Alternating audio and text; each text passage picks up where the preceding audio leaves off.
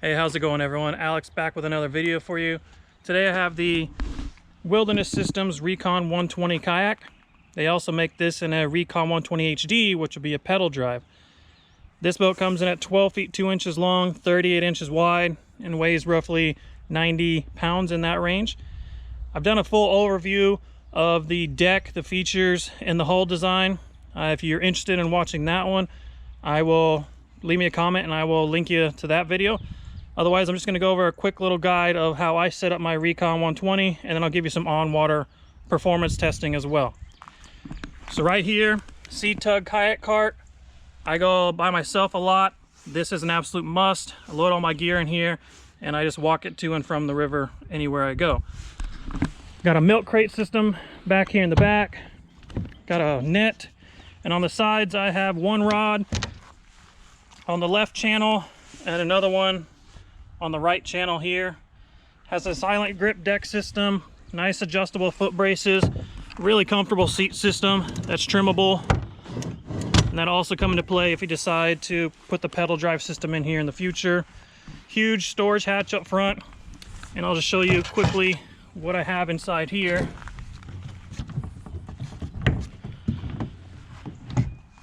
Dry bag, little camera mount, and then I can also pull this out, and I have two more rods on the inside of the boat. As you can see, a lot of space inside here, a lot of storage on this boat. So I'm going to get it on the water, show you some paddling, some standing, all those features.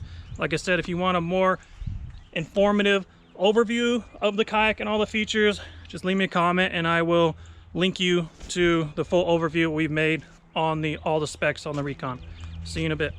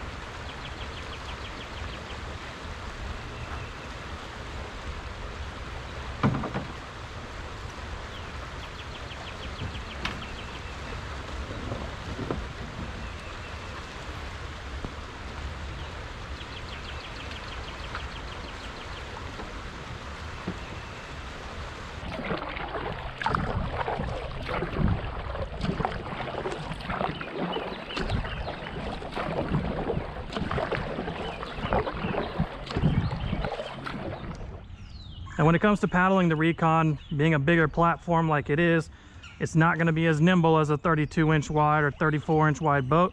It's not going to have that hull speed. So you're definitely going to take a few extra strokes to get it up to hull speed, and then you can cruise from there.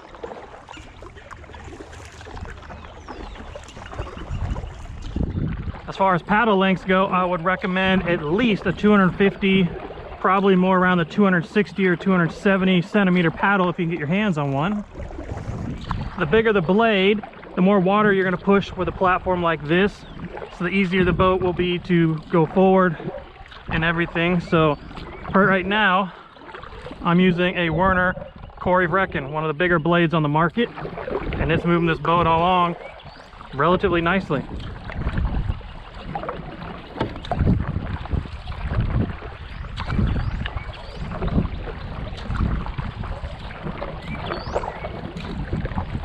All right, we'll go up here, we'll do a 180, see what the turning radius will be on flat water.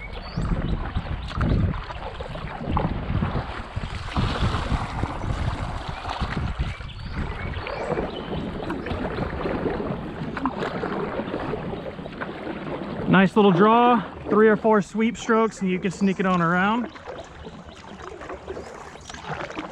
This boat is incredibly stable, so even with doing that maneuver, I had no issues. I did not feel like I was leaning too far or going to roll out the boat. I mean, the stable platform that this is just off the charts.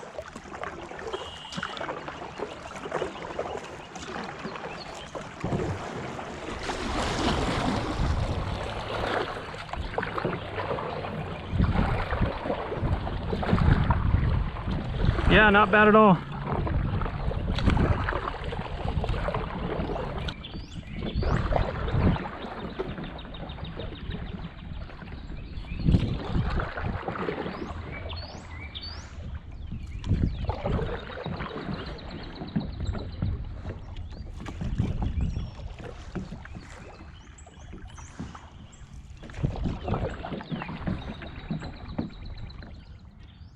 And when it comes to standing and casting out of this boat, it is incredibly easy.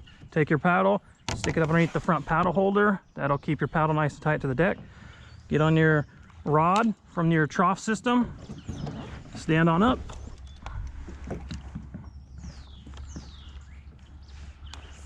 Cast away. This is easily one of the most stable boats to come out in the last few years in the kayak market. Whether you're 180 pounds or 300 pounds and you're wanting to stand and fish out of a kayak, this definitely has to be one you add to your list to check out. Simple as that. Go on down, lay your rod back in your trough, take your paddle back out, and away you go.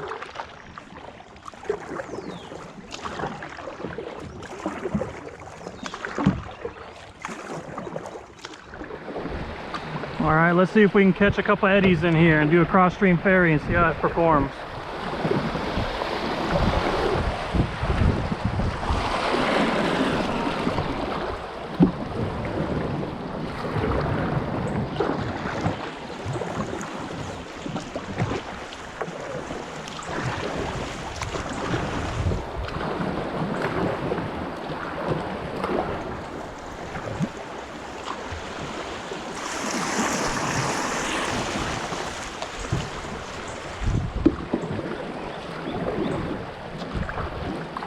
Yeah, you can get it done.